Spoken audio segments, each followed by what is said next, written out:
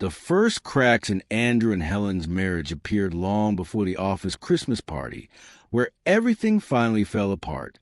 It started small, little things. He'd forget to buy something from the store, come home late after work.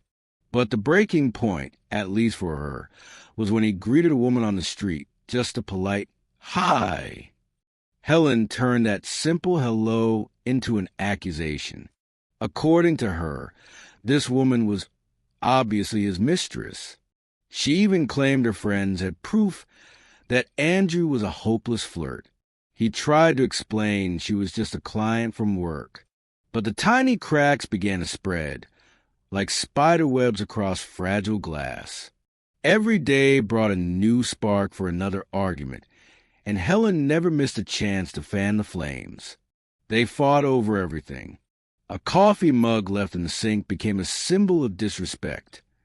It was, after all, a gift from her late mother. "You don't care about anything.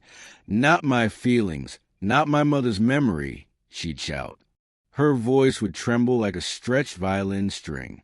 Andrew would silently wash the mug and put it back, but the bitterness stayed. Then came the curtain incident. Helen had bought expensive new ones with an intricate pattern. Andrew, opening the window one morning, accidentally pulled the rod loose. The curtain fell and Helen exploded. "You did it on purpose. You never value what I do for this house." He sighed and tried to fix it, but his quiet frustration only made things worse. "Say something. Or are you just sick of talking to me already?" Their home turned into a minefield. A toothbrush placed wrong, a crunch too loud at dinner, socks tossed in the wrong basket. Every tiny thing triggered a storm. Their children, now grown with families of their own, could hear the shouting whenever they called. Their daughter, Kate, would ask, "Mom, how are you guys?" "How can we be, Kate?" Your father comes home, turns on the TV, and pretends I don't exist. Probably that same woman from work got into his head again. "Mom, maybe he's just tired. He works a lot." "Oh, he works all right. I just don't see any help from it. No attention, no support, just pure selfishness." Their son, Alex, who called less often, once asked his dad, "What's going on over there again?" Andrew sighed, staring out the window at the empty yard. "Nothing special, son. Just life. We'll figure it out. How's the kid?" "Fine, but you two should really talk. You're not kids anymore. We're not fighting, Alex. That's just life." But there was no life left in that house, only a quiet, grinding war of exhaustion. In the evenings, Andrew hid in the garage, pretending to fix something, just to sit in peace and listen to the faint crackle of an old radio. Meanwhile, Helen scrubbed dishes in the kitchen, banging them so hard it sounded like she wanted to break every plate in sight. They went to bed at different times, woke up facing opposite directions. They no longer saw partners, only sources of irritation and pain. The first small misunderstandings had grown into a canyon, one built from hurt, mistrust, and silence. She tried to speak, but the words got stuck in her throat. Every excuse she had prepared sounded small, useless, almost pathetic. "Andrew," she whispered. He looked at her, not with anger, not even with disappointment, just quiet emptiness. When he finally spoke, his voice was calm but final. "I just came to grab the rest of my things. I won't be long. Then I'm leaving." "Leaving? Where?" "I don't know. But I can't stay here anymore." "Andrew, yesterday that wasn't you. It was another man. He just had the same suit." She tried to smile, but it came out as a broken grimace. "I understand now. I was horrible all these months. It's not about the suit, Helen, or last night." He cut her off gently. "Last night was just the final act. The curtains down. He walked past her into their bedroom and began packing what was left: a few shirts, some socks, a toothbrush. Helen stood in the doorway, frozen, watching his back. That back, the one she had seen turn away from her so many times, now truly meant goodbye. She spoke again, her voice trembling with the last thread of hope. "We can fix this, please, Andrew." He zipped up the bag, turned toward her, and said quietly, "No, I don't want to fix anything anymore. I'm tired. I just want peace." He dressed, picked up his bag, and walked to the door. For a second, he paused. "I'm leaving the keys. I'll transfer some money to your account. Live however you want. You said it yourself. You're a free woman now." The door closed behind him with a soft click, a sound that echoed through the apartment louder than any slam. Helen stood there in the hallway, surrounded by silence, the very silence she used to crave, but now feared more than anything. Only now did she understand. This was the real punishment, the verdict she had given herself.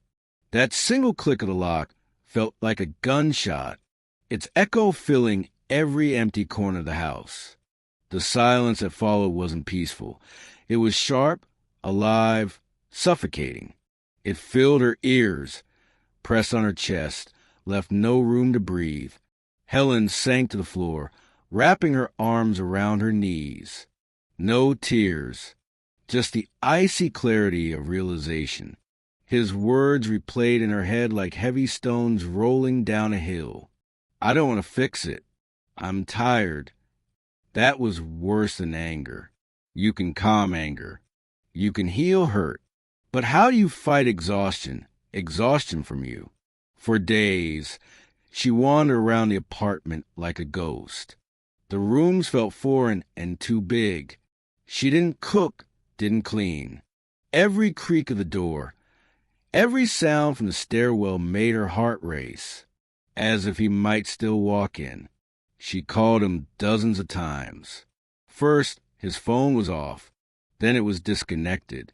Finally, she called their daughter, Kate. "Mom," Kate said gently, "Dad asked me to tell you not to look for him.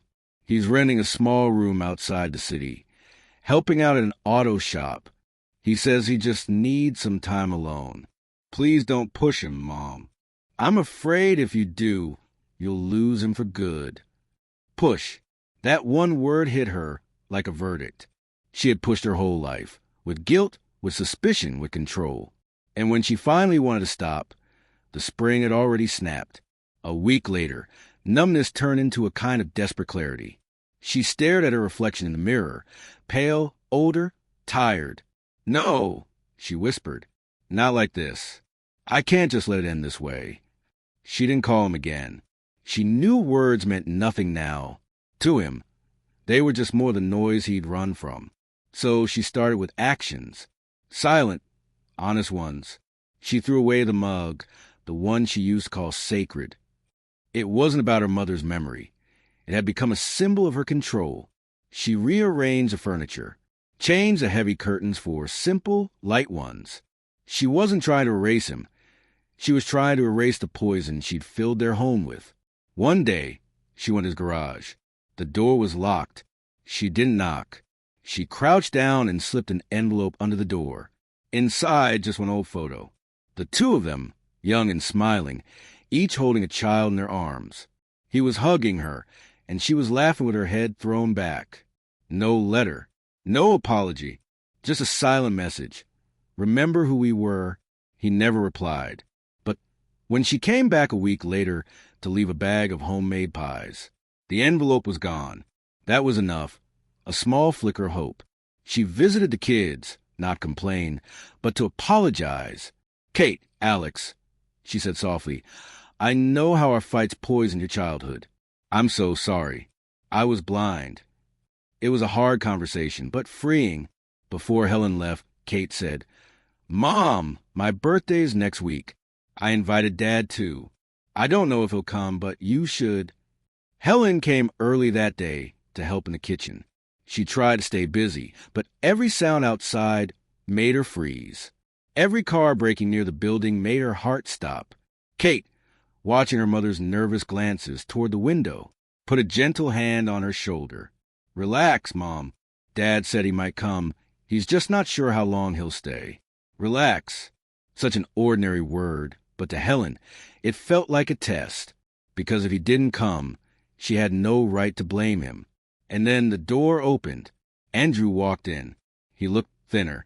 His face was roughened by wind, but his eyes, calm, clear, had something she hadn't seen in years: peace. He wore simple jeans and a t-shirt, and somehow he looked better than he ever had in that fancy suit. Their eyes met across the room. Everything around them blurred. The laughter, the music, the grandkids' voices. Just that one moment. Andrew looked away first. He nodded to Kate, placed his gift on the table, and joined the others. The evening passed painfully slow for Helen. She smiled, talked politely, but every fiber of her being was aware of his presence. He was friendly, helpful, but distant. When the guests began leaving, only Kate, Helen, and Andrew remained in the living room. Kate tried to lighten the tension. "Tea, anyone?" Andrew smiled faintly. "Thanks, honey, but I should get going. Left my car outside." Helen stood up too. Her heart pounded so hard it felt visible. "Andrew, can I walk you out?" He looked at her. There was no anger there, just quiet caution. He nodded. They walked outside in silence. Cool evening air. Few steps to his old car. He turned to her, hands in his pockets. His voice was calm, polite, almost too polite. "So, how are you?" She looked down at the ground. "Living," she said quietly. He nodded, said nothing more. He wasn't going to make this easier, and he didn't have to. Helen took a deep breath. "Andrew, I'm not going to ask for forgiveness. Words don't mean anything anymore. I just want you to know this," she said. "I get it now. I saw the road that led us to that company party. I was a jailer in our own home, and I've quit that job." He studied her. A flicker of interest, a shadow of surprise. "I threw out that mug, changed the curtains. I stopped waiting for miracles. I'm just living, trying to live differently." "Why?" One simple question. The whole point, not to win you back. "Of course I want that, but first, for me, because the woman I was, the one who screamed about socks and threw a drink in the face of the person she loved most. I don't want to be her. Not for you, not for our kids, not for myself." "I found the photo in the garage," he said. "Thank you." There was no promise in his voice, no forgiveness, but the ice was gone, a sliver of light instead. Andrew reached for the car door. "I really have to go." "I'm not asking for anything," she said softly. "But I know this. The door to our home, it isn't locked for you. Not ever." He paused, hand on the handle, then slowly turned and, for the first time that night, really looked at her, deep, steady. He didn't smile, but the tired emptiness in his eyes, the emptiness in the day he left, wasn't there. "I understand," he said. "Take care, Lena." He got in, started the engine, and pulled away. She didn't watch the car leave. She stood listening as the sound faded into the night. Palms pressed her chest, aching with held-back tears and hope. He hadn't promised to return. He hadn't forgiven her. But he called her Lena, not the clipped, formal Helen that sounded like a sentence, but Lena like on that faded photograph from long ago. A month passed. Andrew didn't call. Helen learned to live with the quiet, but now it wasn't emptiness. It was a silence of waiting and doing the inner work. She started therapy. For the first time in her life, she wasn't trying to figure out what was wrong with Andrew, but what was wrong inside herself. One late evening, the doorbell rang. Her heart lurched and stopped. She looked through the peephole.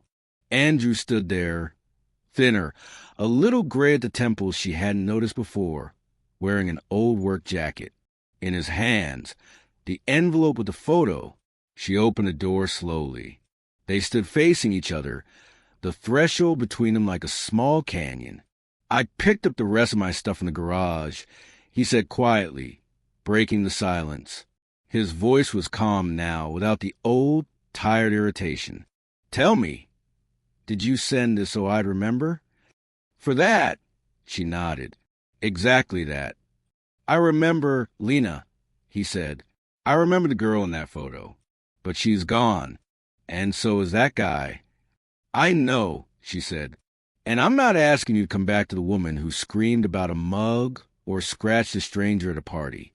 I'm trying to become new, or really to become myself again, without paranoia, without endless blame."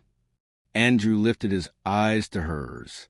For the first time in months, she saw not emptiness, but something heavy, earned, thinking.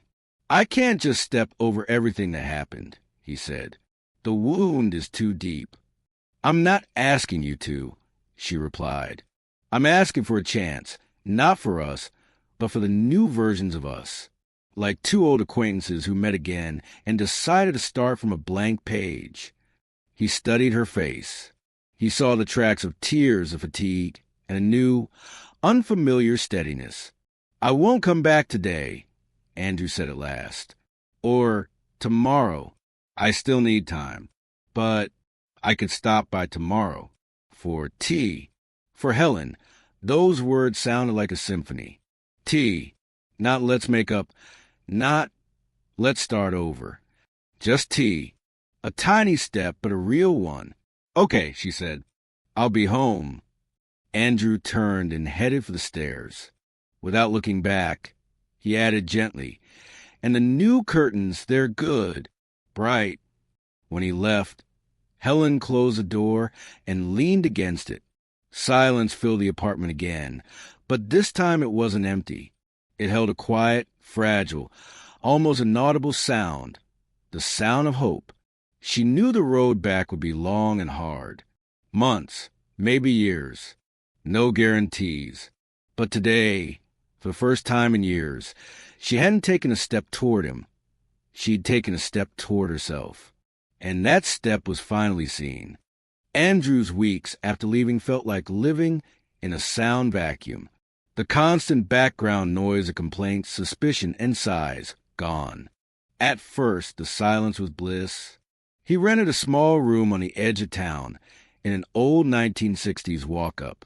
The place was shabby, cracked wallpaper, a worn-out couch instead of a bed. But it was his fortress. He could breathe there.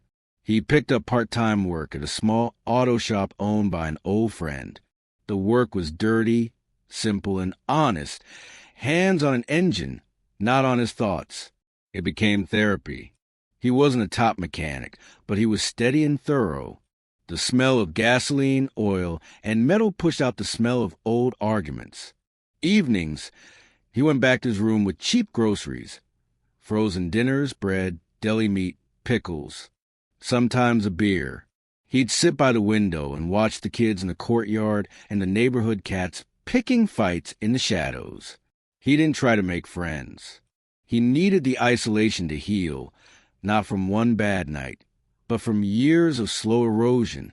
He thought a lot, not about Helen, but about himself. Who had he become? A ghost who swallowed blame in silence just to keep the peace. He remembered the younger version of himself. Confident, funny, ambitious. Where did that man go? Dissolved in the daily effort not to set off a bomb at home. He didn't excuse himself. He didn't blame her either. He just named it. Their marriage had become an illness that needed treatment. He found the envelope in the garage, opened it, and stared at the yellowed photo for a long time. The guy in that picture felt like a stranger. So did the laughing girl beside him. He didn't feel nostalgia, more like a deep sadness that they hadn't managed to walk side by side, turning into two lonely, angry people under one roof. He didn't throw the photo away. He slipped it into an old passport, out of sight, but not erased. A piece of his story, not a guiding star. Their daughter, Kate, called often. She said Mom had really changed. Andrew listened politely, but refused to be nudged. He knew any move from him could be read as hope, and he didn't want to give false hope. His decision to leave wasn't necessarily final, but he started reclaiming small parts of himself. He bought a used easel and some paints from a thrift store. He'd sketched in his teens. Now he tried to paint the bleak courtyard outside his window. It came out clumsy, but the process calmed him. He played music he liked, the kind that never played at home because it annoyed Helen. He read travel books she used called pointless daydreaming. He drove to Kate's birthday with a knot in his stomach, expecting a scene. Seeing Helen, he was surprised by the change, not just in her face, in her presence. Quieter, simpler, gentler. The defiance was gone. What he saw in her eyes was the same softness he felt in himself. Their brief talk by the car shocked him. She didn't beg forgiveness. She spoke about herself, her work on herself. New, honest. Take care, Lena. Slipped out of him unexpectedly. It wasn't forgiveness or reconciliation. It was a farewell to the version of Helen who had exhausted him, and a recognition that before him stood Lena, the woman he once loved, who maybe, just maybe, was still alive somewhere inside. The month after the party passed in thought. Andrew kept living in his little rented room and showing up to work. But the storm inside him had quieted. In its place came clarity. He didn't want to run anymore. He wanted to understand what he wanted. He knew he didn't want to spend the rest of his life in that shabby room. He didn't want loneliness. He wanted peace. And peace, he realized, wasn't found only in solitude. It could live beside someone who understood and respected you. That's what brought him to her door that late evening. Not nostalgia, not pity, not habit. A cool, deliberate decision to give a chance to her and to himself. Not to their old marriage. That was over. But to two new people, strangers almost, who shared a heavy past and, maybe, a future. Life without Helen hadn't been miserable. It had been healing.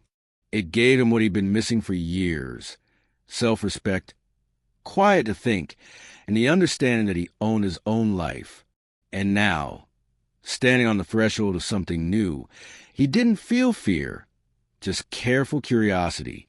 He wasn't going back to the past. He was moving forward, no longer a broken soldier, but someone tempered by the fight and still here.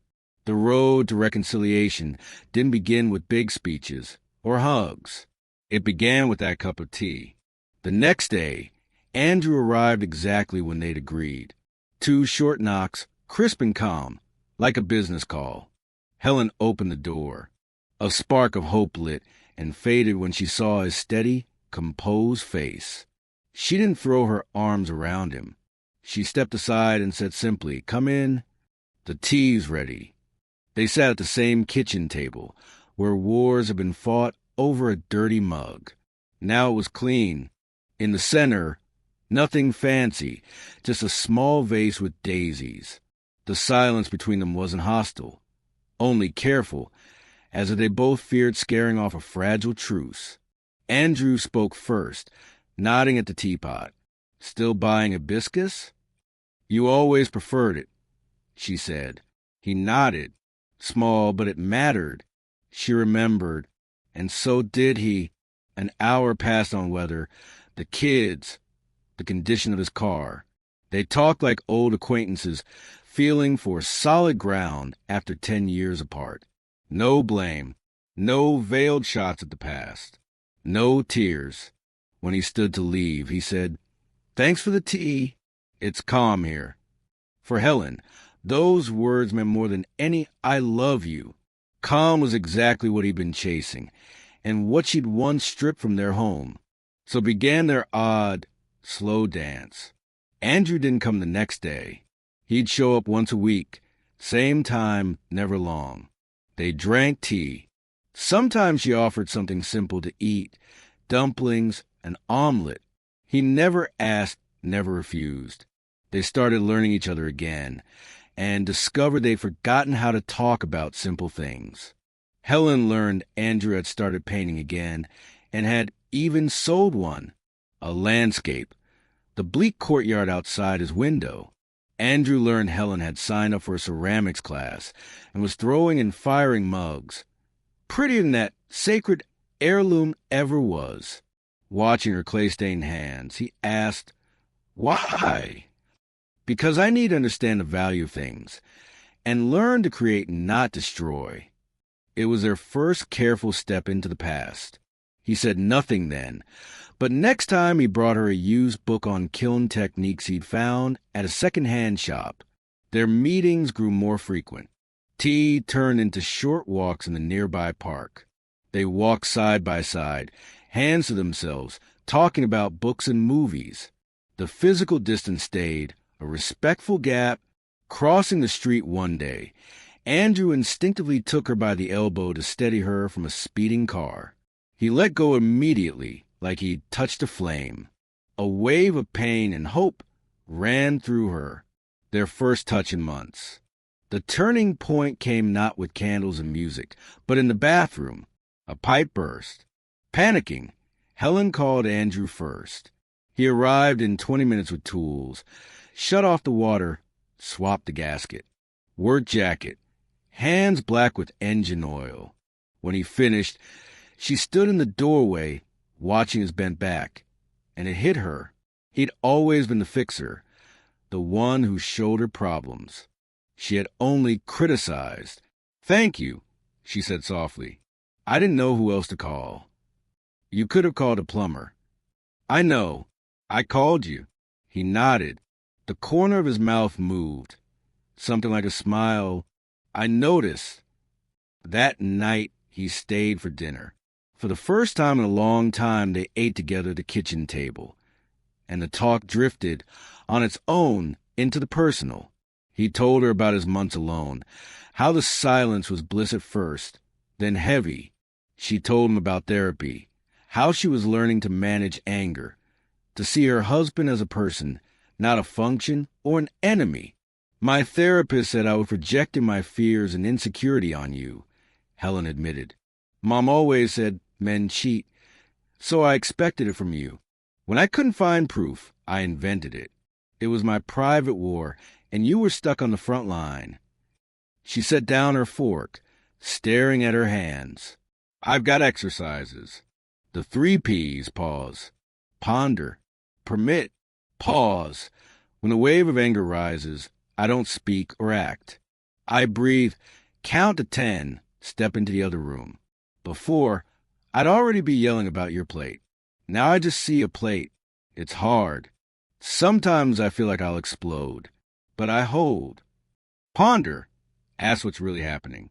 Am I mad about socks? Or am I scared I don't matter to you? What can I do that's constructive? Most days I'm just tired, hungry, or lonely. That's on me, not you. And permit, let the situation be. Not everything needs control. You can drop socks in the wrong basket, and the world won't end. You can forget bread, and we won't starve. I'm learning to tell the small stuff from what actually matters." Andrew nodded slowly. This wasn't woman talk. It was a clear, logical system.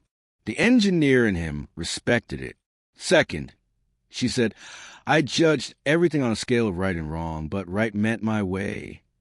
You opened a window wrong, washed a mug wrong. My therapist asked, 'Who made you the Supreme Court of household processes?' I had no answer. Now I replace right with different. You do it differently. That isn't a threat. It's a fact. Different," Andrew repeated, tasting the word. "Doesn't sound so bad. The biggest change is my anger journal. I write what happened, what I felt, the catastrophe my brain invented. He doesn't respect me. I don't matter. Then I write a calmer alternative. He's tired. It's a one-off. At first, pages and pages. Now, short notes. Turns out 90% of my catastrophes never happen. You didn't run off with that client. The curtain rod didn't bring down the house. The mug didn't burn the kitchen down." She fell quiet, letting it land, And last, asking for help instead of demanding it, and accepting help the way you can give it. If you do the dishes while I rest, that's help, not a reason to critique how you wipe the table. I never said thank you. I thought it was owed. Now I practice gratitude for small things, for you coming, for fixing the pipe, for listening right now. Andrew watched the sunset through the window. The house held the same silence he once craved, but now it was full of meaning, not loneliness. "Thank you for telling me," he said. "That explains a lot." He didn't say, "I forgive you." He didn't say, "Let's start over." He stood, carried his plate to the sink, washed it carefully, turned back to her and said, "Tomorrow, if you don't change your mind, we could walk by the river. They say the lilacs are blooming. I won't change my mind." This wasn't a step back to their old marriage.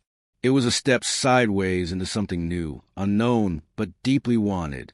Between two people exhausted by war who had finally learned to listen, and more importantly, to hear. Andrew had listened without interrupting. When she finished, he said, "I was wrong, too. I kept quiet, thinking silence would keep the peace. All it did was store up resentment." It was the first time they spoke about their pain as a shared problem, not a courtroom case against each other. After that night, something shifted. Andrew came more often. Sometimes he just read in the living room while Helen did her own thing. They got used to each other's presence again, this time by choice, not obligation. One evening, as he tinkered with a broken coffee grind in the kitchen, Helen realized she felt not irritation, but a calm, deep tenderness and fear that he might never take the next step, that they'd be stuck in the strange friend zone forever. Forgiveness didn't arrive as a single lightning strike. It came like a slow, difficult tide. In summer, they drove to the little country place they hadn't visited in 2 years. They worked in silence. He fixed the fence. She weeded the garden. At dusk, they sat on the porch and watched the sunset. The quiet between them was peaceful now, full of crickets and birdsong. "I forgive you, Lena," Andrew said suddenly, still looking toward the trees. She froze, not trusting her ears. Tears gathered. She brushed them away with the back of her hand. "I don't deserve it." "Forgiveness isn't earned," he said. "I'm the one carrying this weight. If I don't set it down here, I'll never move forward, with you or without you." "What now?" she asked. "I don't know," he admitted, "but I'm willing to try, slowly. No rushing." He reached across the small space between them, not to pull her close, just to place his hand over hers. Warm, steady. She turned her palm and squeezed his fingers. They sat like that until the last line of sun slipped below the horizon. He didn't move back in the next day. They agreed. Speed had always been the enemy. They dated for real this time. Movies. Picking new furniture for the living room. Debating wallpaper. It felt like a new romance, only between two people who knew the worst of each other and still chose together. Their first night under the same roof again happened 6 months after that trip, not from passion, but from care. Helen came down with a bad cold. Andrew stayed without asking, made tea with honey, changed cold compresses. In the moonlight, she woke and saw him asleep in the chair by her bed. "Lie down. You'll hurt your back," she rasped. He slid onto the very edge of the mattress. Facing away, they slept till morning, on the edge of a big shared bed, separated by inches, no longer by a canyon. She woke with her hand on his shoulder, not to wake him, just to make sure he was there. He covered her hand with his. After that morning, he moved back, not with a grand entrance and a suitcase, but with a couple boxes of books and tools. He set them down in the hall and looked at Helen, a question in his eyes. She nodded and helped carry the heaviest box. The road wasn't straight. Old ghosts stirred now and then. Helen could still snap about socks, but now she could stop, apologize, step out to cool down. Andrew, in turn, learned not to retreat into silent resentment. "It hurts when you talk to me like that," he'd say. One evening, paging through an old family album, Lena asked, "You think we could have made it without that awful scene at the office party?" Andrew studied a photo of their young family and said, "No, we were headed for a crash. We needed a hard jolt to shatter everything. Otherwise, we'd have kept rotting slowly until nothing was left." He closed the album. "That suit wasn't the cause. It was a last drop, a rough kind of mercy. I don't regret leaving," he added, meeting her eyes. "And I don't regret coming back." Lena smiled joyful, but lined with hard-won wisdom. They'd been to hell and back. Their marriage was restored. It was rebuilt from sturdier materials, forgiveness, patience, and bitter experience. And this new marriage was stronger, worth more than anything they'd had before. They found each other again, not despite the past, but because of it. Love isn't a feeling. It's daily work on yourself, for the sake of another. Sometimes something has to break, so you can build honestly, without illusions or scorekeeping. Respect and quiet can be stronger than passion and big words. Own your mistakes. Listen when you want to shout. Real maturity isn't holding tighter. It's understanding and letting go when you must.